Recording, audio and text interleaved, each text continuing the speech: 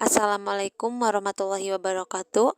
Kami di sini akan mempresentasikan tugas e-commerce yang disusun oleh kelompok 3 yang beranggota 5 orang, diantaranya ada Asriana, Dede Elistriana, Diwani Sibro, Fitria Nurmala, dan Moch Iqbal Hujairi. Di sini kami membawakan tema tentang e-business value matrix atau electronic business value matrix. Jadi, mengembangkan e-business merupakan suatu seni tersendiri bagi sebuah perusahaan. Tidak hanya karena sifatnya yang unik, setiap perusahaan harus memiliki strategi yang berbeda dengan perusahaan lainnya, walaupun mungkin keduanya berada pada industri yang sama. Salah hal utama yang harus dipahami oleh pemilik dan pengelola perusahaan berbasis e-bisnis adalah mengetahui posisi keberadaan e-bisnis dalam rangka strategis perusahaan. Amir Hatman memberikan sebuah kerangka dalam bentuk matriks yang layak untuk dipergunakan oleh perusahaan sebagai panduan dalam memahami hal tersebut. Kerangka yang bersangkutan diberi nama e-business value matrix. Dikutip Hatman 2000. Baik, untuk selanjutnya ada manfaat e-bisnis. Yang pertama, untuk perusahaan atau pebisnis perorangan. Di antaranya untuk memperpendek jarak, kemudian perluasan pasar, perluasan jaringan mitra kerja, biaya lebih terkendali, efisien, dan yang pasti cash flow terjamin. Kemudian yang keduanya untuk konsumen, di antaranya lebih efektif, biaya lebih terkendali, serta fleksibel. Nah, untuk selanjutnya di sini ada 4 kuadran matrik. Yang pertama ada operational excellence atau disebut dengan esensial operasional yang terdiri dari re-engineering atau rekayasa ulang, kemudian leveraging strengths atau untuk memanfaatkan kekuatan, kemudian efficiency focus atau fokus efisiensi, kemudian ada high risk yaitu beresiko tinggi. Nah, yang kedua ada breakthrough strategis yang terdiri dari market creation atau penciptaan pasar, kemudian ada new business model atau bisnis model baru, kemudian shift industry dynamics yaitu pergeseran dinamik, dan sama yang terakhir ada high risk yaitu berisiko tinggi. Nah, yang ketiga yaitu new fundamental atau fundamental baru. Di antaranya ada cost saving yaitu penghematan biaya, kemudian webification atau webifikasi, experience building atau pengalaman membangun, dan ada low risk berarti kalau low risk resiko rendah.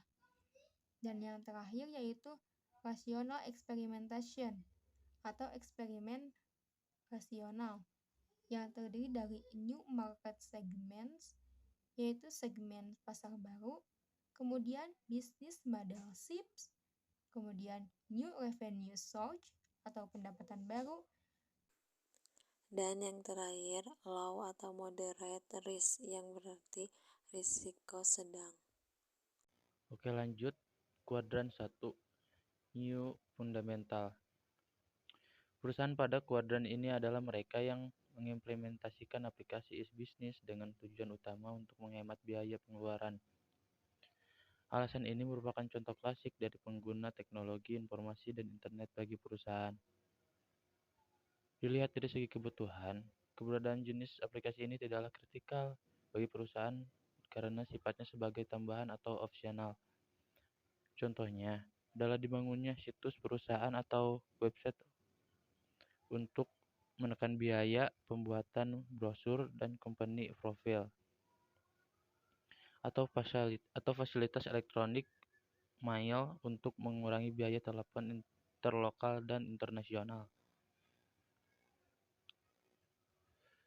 Lanjut kuadran 2, Rational Experimentation. Pada kuadran kedua ini, peranan aplikasi e-bisnis belumlah merupakan hal yang kritikal bagi perusahaan, namun perusahaan berusaha untuk melakukan inovasi tertentu yang tidak dimiliki oleh pesaingnya. Contohnya adalah toko buku yang memungkinkan seseorang untuk membeli isinya atau konten teks tanpa harus membeli bentuk fisiknya. Kuadran 3. Operational Excellence. Perusahaan pada kuadran ini harus memiliki suatu aplikasi e-bisnis tertentu mengingat tingginya ketergantungan perusahaan terhadap keberadaannya. Tanpa mengimplementasikan jenis aplikasi tertentu, maka perusahaan akan kalah bersaing dengan kompetitornya. Contohnya adalah penerapan aplikasi e-bisnis B2B di mana perusahaan membangun jaringan komputer yang menghubungkan sistem internalnya dengan sistem komputer rekanan bisnisnya atau supplier melalui internet.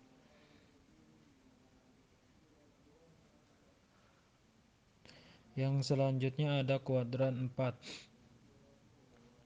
Kuadran terakhir ini merupakan suatu keadaan di mana perusahaan benar-benar menggantungkan pada kehandalan sistem e-bisnis yang dikembangkan. Alasan pertama adalah tingginya ketergantungan terhadap aplikasi terkait.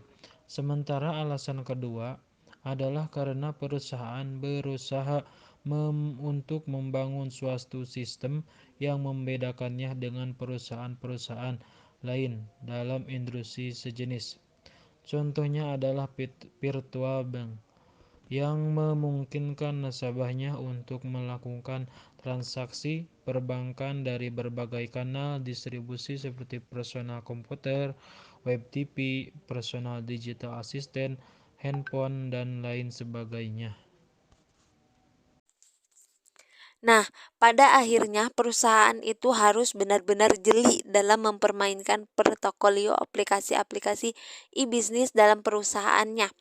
Memahami proses pemetaan masing-masing jenis aplikasi internal pada e-business value matrix itu berarti mencoba untuk mengerti prinsip-prinsip bisnis yang harus dipergunakan sebagai pegangan. Nah, kuadran 1 dan kuadran 2 pada prinsipnya bertujuan untuk melakukan efisien, sehingga justifikasi pembelian aplikasi dengan manfaat yang diperoleh harus dipertimbangkan secara sungguh-sungguh.